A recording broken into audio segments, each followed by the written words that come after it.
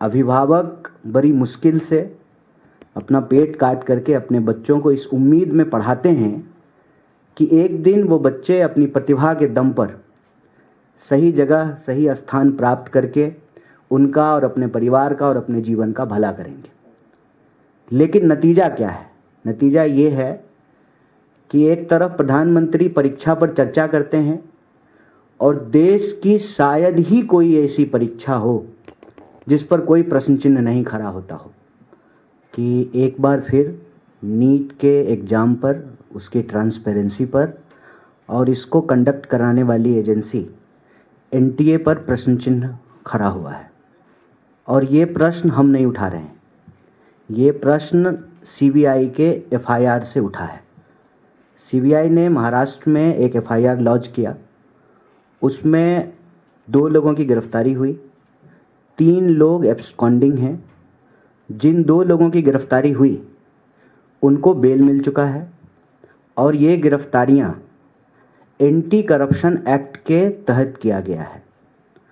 अब इससे 3 महत्वपूर्ण सवाल उत्पन्न होते हैं।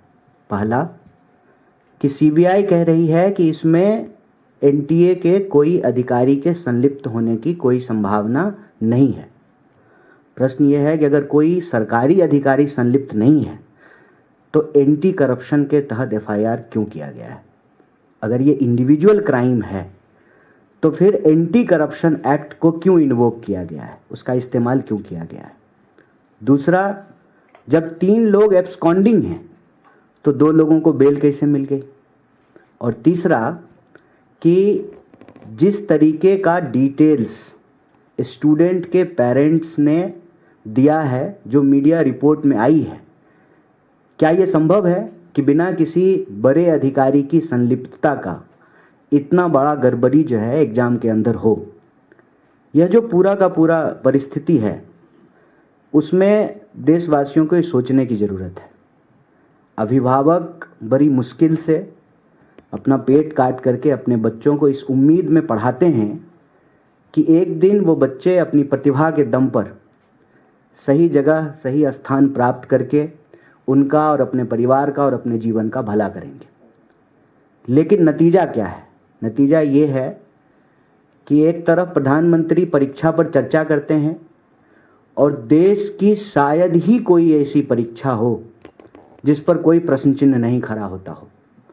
कोई साल ऐसा नहीं बीतता है, कोई राज्य ऐसा नहीं है जहां पर प्रश्न पत्र लीक नहीं हो रहे हैं। सवाल ये है कि इस सरकार की प्राथमिकता क्या है?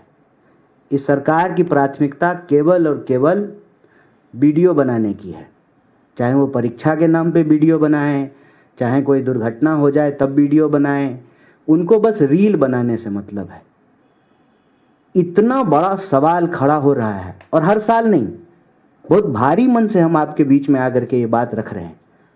हम नहीं चाहते हैं कि हमारी देश की संस्थाओं पर कोई प्रश्न चिन्ह खड़ा हो, लेकिन जो उनके कार्य प्रणाली है उनसे ये प्रश्न चिन्ह उठता है। कोई साल ऐसा नहीं है जब नीट को लेकर के विवाद नहीं होता है। पिछले साल भी इसी महीने में नीट को लेकर के विवाद हो रहा था। इस साल फिर जब रिजल्ट आया है तो जो है ये विवाद शुरू हो गया है। साल दर साल हर परीक्षा पे जब प्रश्न उठ रहे हैं तो सरकार क्या कर रही है? क्या प्रधानमंत्री की प्राथमिकता सिर्फ चर्चा करने की है, या इस देश में परीक्षाएं ट्रांसपेरेंट तरीके से हों और विद्यार्थियों के मन में और उनके अभिभावकों के मन में कोई शक नहीं हो? अब बताइए, देश भर के विद्यार्थी और अभिभावक क्या सोचेंगे? उनके मन में ये आएगा ना कि क्या पता हमारा भी ओएमआर सीट बदल दिया गया, क्या पता हमारी सीट किसी और को बेच दी गई हो। और इतनी निराशा का ही नतीजा है कि 1 घंटे में 2 नौजवान आत्महत्या करने को विवश हैं इस देश में, और सरकार बिल्कुल भी इस पर कान देने को तैयार नहीं है। एनटीए पे प्रश्न सिर्फ नीट के एग्जाम कंडक्ट कराने को लेके नहीं है। जैसा कि अध्यक्ष जी ने कहा, आप सीयूईटी की पूरी प्रक्रिया को देख लीजिए। 300 से ज़्यादा विश्वविद्यालय सीयूईटी के तहत एंट्रेंस प्रक्रिया को पूरा करते हैं। नतीजा ये है कि जिन यूनिवर्सिटीज़ के अपने ट्रांसपेरेंट इन हाउस प्रोसेस थे, उस प्रोसेस को डिस्टर्ब कर दिया गया है।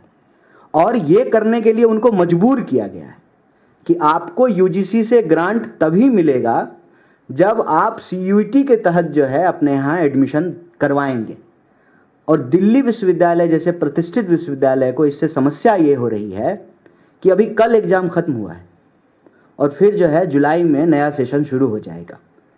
एक ऑनर्स पेपर के लिए विद्यार्थी को 7 एग्जाम देना पड़ रहा है।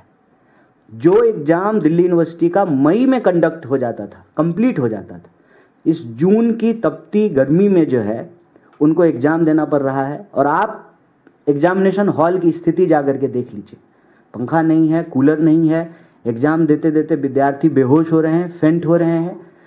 तो प्रश्न ये उठता है कि आपसे ना यूनिवर्सिटी चल रही है, ना जो है आप ट्रांसपेरेंट तरीके से एग्जाम ले रहे हैं, ना आप लोगों को रोजगार दे पा रहे हैं, ना जो है क्लासरूम में शिक्षक बहाल किए जा रहे हैं। UP 4 year undergraduate programme जो है वो लागू हो गया, नए इनटेक हो गए, टीचर तो नहीं बढ़ाया गया, उल्टे जो तय सीटें थी डायरेक्ट प्रोफेसर की, असिस्टेंट प्रोफेसर की, उसको समाप्त कर दिया गया। तो जब देश की शिक्षा व्यवस्था की ये हालत हो, लगातार एजुकेशन बजट को कम किया जा रहा हो, एक भी परीक्षा जो है सही तरीके से कंडक्ट नहीं किया जा रहा हो, विश्वविद्यालयों की हालत खराब हो, तो जब क्लासरूम में टीचर नहीं है तो कैसे विश्वगुरु बनेंगे? रील बना करके, टिकटॉक पे वीडियो बना करके कैसे बनेंगे विश्वगुरु? जिस देश में डॉक्टर जैसा इतना शानदार प्रोफेशन है, कहते हैं कि धरती पर भगवान के रूप हैं डॉक्टर, उनकी परीक्षा ही अगर ठीक से नहीं ली जा रही है तो फिर हम अपने देश की शिक्षा व्यवस्था को और अपने देश के भविष्य को कहां पहुंचा रहे हैं? अगर हम सही तरीके से लोगों को पढ़ाएंगे नहीं, हमारे विश्वविद्यालय अच्छे नहीं होंगे, परीक्षाएं समय पे नहीं होगी, परीक्षाएं पारदर्शी तरीके से नहीं होगी, परीक्षा कंडक्ट कराने वाली एजेंसियों के ऊपर सवाल खड़े होंगे। और एक एजेंसी के खिलाफ दूसरे एजेंसी ने एफआईआर किया है, कांग्रेस पार्टी ने एफआईआर नहीं किया है, सीबीआई ने एफआईआर किया। और जो एफआईआर की कॉपी है, उस एफआईआर की कॉपी से ही लिपापोती की बू आती है। आप एंटी करप्शन एक्ट के तहत जो है आप एफआईआर कर रहे हैं, 3 लोग एब्सकॉन्डिंग हैं, तब जो है 2 लोग अरेस्ट किए गए, उनको जो है बेल मिल जाता है। और फिर क्लेरिफिकेशन आता है सीबीआई का कि इसमें एनटीए का कोई अधिकारी इन्वॉल्व नहीं है। एनटीए का कोई अधिकारी इन्वॉल्व नहीं है तो वो जो करप्शन करने वाले लोग हैं, क्या उनको सपना आया था ओएमआर सीट का? कैसे जो है उनको ये इंपॉर्टेंट इंफॉर्मेशन मिलती है? सीयूटी का एग्जाम होता है, सारा डेटा जो है स्टूडेंट्स जो उसमें अपियर हुए हैं वो प्राइवेट कॉलेजेस के पास है। एक बार एग्जाम कंडक्ट हो जाएगा, रिजल्ट आ जाएगा, सबके घर पे जो है, सबके अभिभावकों के घर पे फोन आने शुरू होते हैं कि आ जाइए आप हमारे यहाँ एडमिशन ले लीजिए। जानबूझ करके जो पब्लिक फंडेड यूनिवर्सिटीज हैं उसके एडमिशन की प्रक्रिया को लेट कर दिया जाता है कि पहले प्राइवेट कॉलेज जो हैं उनके सीटें भर जाएं, फिर जो है पब्लिक फंडेड इंस्टीट्यूट में जो है एडमिशन प्रक्रिया शुरू होगी। तो ये एक बहुत बड़ा सवाल है। शिक्षा हमारी प्राथमिकता है और किसी भी देश के लिए शिक्षा प्राथमिकता होनी चाहिए। बिना शिक्षा का कोई देश आगे नहीं बढ़ सकता है। बिना क्लासरूम में टीचर के कोई देश विश्वगुरु नहीं बन सकता है। बिना अच्छे डॉक्टरों के हमारी हेल्थ व्यवस्था जो है वो ठीक नहीं हो सकती है। ये सारे गंभीर विषय हैं जिसको लेकर के हम आज ये प्रेस वार्ता कर रहे हैं।